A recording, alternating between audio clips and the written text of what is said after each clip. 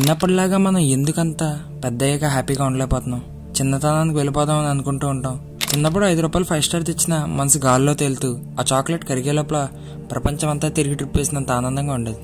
లేదా వాటర్ ట్యూబ్కి చిల్లు పడినప్పుడు దాంట్లోంచి వచ్చే నీళ్లు ఫౌంటైన్లా అనుకో ఊహించుకుని దాంతో ఆడుతూ స్నానం చేస్తూ ప్రపంచాన్ని మర్చిపోయేవాళ్ళం. ఇప్పుడు వాటర్ ఫాల్స్కి వెళ్ళినా అక్కడెక్కడ మంచు చూడలేదని, పోనీ అక్కడ మంచు చూడడానికి వెళ్ళినా ఇంకేదో చూడలేదని ఎప్పుడు నిరాస్తూనే ఉంటాం. అవి బాధ్యతలు పెరగడంతోనే పెద్దవాడు అయిన తర్వాత కొన్ని అర్థాలు తెలియడంతో కాదు మొదలైంది ఇది.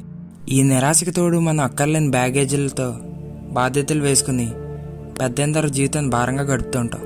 దీనికి కారణం ఏంటి? సరిగ్గా ఆలోచించి చూస్తే మెమరీస్ అంటాను నేను. మెమరీసా? ఎందుకు? అవును, మెమరీస్ మనల్ని బుర్రలో పోగు చేసి అది పాస్ట్లో జరిగిన దానికి మాత్రమే రియాక్షన్గా ప్రజెంట్గా మారిపోయింది. అలా ప్రజెంట్ చాలా చాలా చప్పగా తయారవుతాను. చేసిన బర్త్డేలే చేసుకుని, చూసిన న్యూ ఇయర్సే చూసి, వస్తున్న పండుగలన్నింటినీ సెలబ్రేట్ చేసుకుంటూ చూసిందే చూసి మన మెమరీలో ఫీడ్ చేసుకుని, అలాంటి రోజు కొత్తగా వచ్చినా సరే మనకి ఎప్పుడు ఆ కొత్తదనాన్ని ఫీలింగ్ రాదు. కానీ చిన్నప్పుడు మనం ఎంతో ఆనందంగా ఉండేవాళ్ళం. అది సండే అయినా చాలు, లేదా పండుగ అయినా చాలు. యూట్యూబ్లో చూసి ఒక ట్రిప్కి వెళ్ళాం అనుకోండి, మనకు వ్లాగర్ చూపించిన పాయింట్ ఆఫ్ వ్యూ లేదా వాడికి హై అనిపించే మూమెంట్స్ మన మెమరీలో ఫిల్ అయిపోయి ఉంటాయి. ట్రిప్గా చోటకు వెళ్ళినప్పుడు మనలో ఆల్రెడీ స్టోర్ అయిపోయిన మెమరీస్ మనల్ని ఆ ప్రదేశాన్ని ప్రజెంట్లో ఎంజాయ్ చేయనివ్వదు.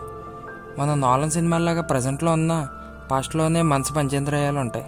దాంతో మనలో ఒక డిస్సాటిస్ఫాక్షన్తో కూడిన ఒక నిరాశ మొదలవుతుంది. మరి చిన్నతనంలో ట్రిప్కి వెళ్ళినా ఎందుకు హ్యాపీగా ఉండేవాళ్ళం?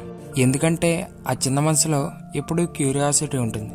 వాడికి పాస్ట్తో పని లేదు, ప్రపంచాన్ని కళ్ళతో చూస్తాడు. బుర్రను డీయాక్టివేట్ చేసి మనసుని తెరుస్తాడు. వాడి మీద పడిన సూర్యకిరణం నుంచి, అల్లల్లో ఉప్పొంగే నొరగ నుంచి వచ్చే ఉప్పు వాసనలు, నీటి బొట్టులో మెరిసే లైట్ కానీ, గాలికి నెమల్లా నాట్యం చేసే ఆకులు కానీ అన్నీ వాడికి ఆహ్లాదంగానే ఉంటాయి. ప్రతి అణువుని ఎంజాయ్ చేస్తుంటాడు.